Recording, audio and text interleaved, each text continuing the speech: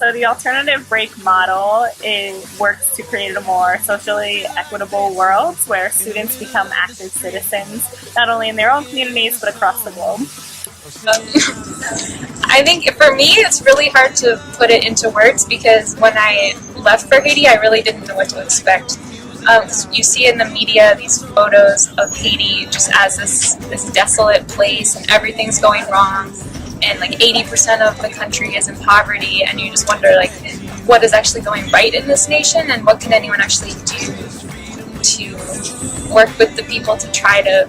I don't want to say help, but to work with them to advocate for themselves or just make any kind of positive change.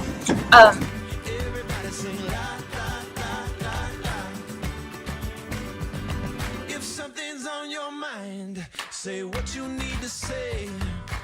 So when I went to Haiti, it was one of my first experiences outside the country, and I think a really important thing I learned being there was just kind of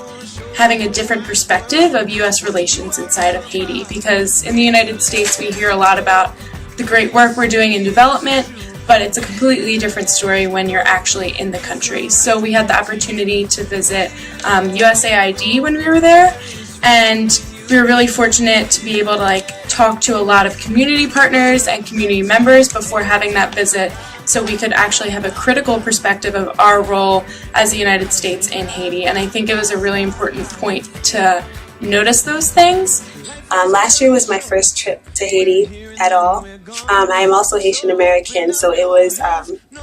a different experience for me, just never having been there, only hearing stories from my parents and just getting all my information from the media. I think it had a huge impact on how I view Haiti and my role in servicing it. So one of our community partners, APF, the Peasant Association of Fondois, was started by a really inspirational man named Father Joseph Philippe. And he grew up in Fondois, which is a village in rural Haiti, and saw sort of the absence of a strong state and the need to provide services for his community, and so organized people from there, and they've created a school, elementary or primary, secondary school, and also university, health clinic, a veterinary clinic.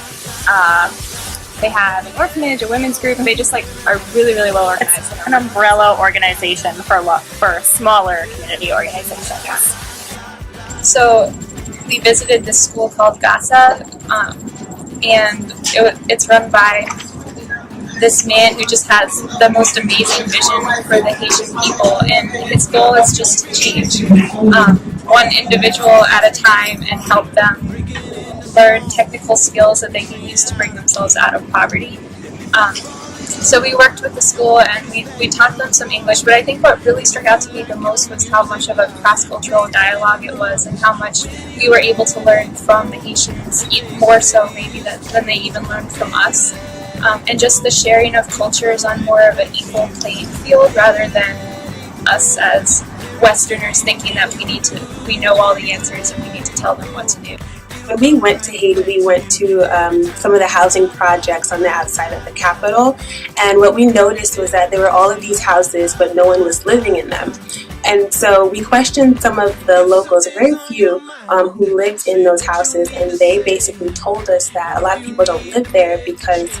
it's so far away from a lot of the resources that they need. Like to go to the market, they would have to walk miles just to go to the market, just to get clothes, and just to do things that they need to do every day. And during reflection, we really dive deep into things like oppression, looking at power and privilege, and kind of how we bring that going into a nation like Haiti, and how we have to look at those factors in everything we do, who we talk to, interacting in the community, and also taking part in service.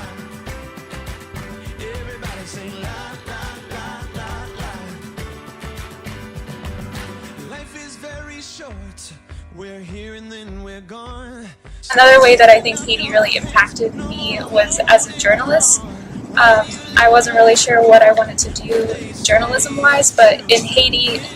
I saw so many opportunities where journalists really needed to expose wrongdoing, especially in a nation with so much corruption and without a strong media sector and without journalists who are really probing into the hard issues. I feel like a lot of people they come into the country and they think this is what they need because that's what they're hearing that they need outside of, like, it through the media and just the different things that they go to. So I think, like, just being that advocate and going out there and just communicating, or even if it's just through a status or just like a student organization or just speaking to the camera, like, we can just sort of raise awareness about how, like, what Haiti actually needs, and just sort of like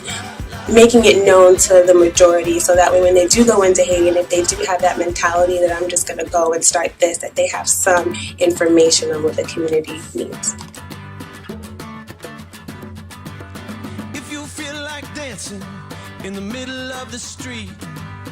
breaking into song or singing out of key, I think that impacted me as a student and in my career goals, because I realized that what I really want to do is go report on human rights abuses, and not just go in as a journalist for 1 week like they did after the earthquake, but go for several years and really get to know the communities and talk to people and look at people more as an equal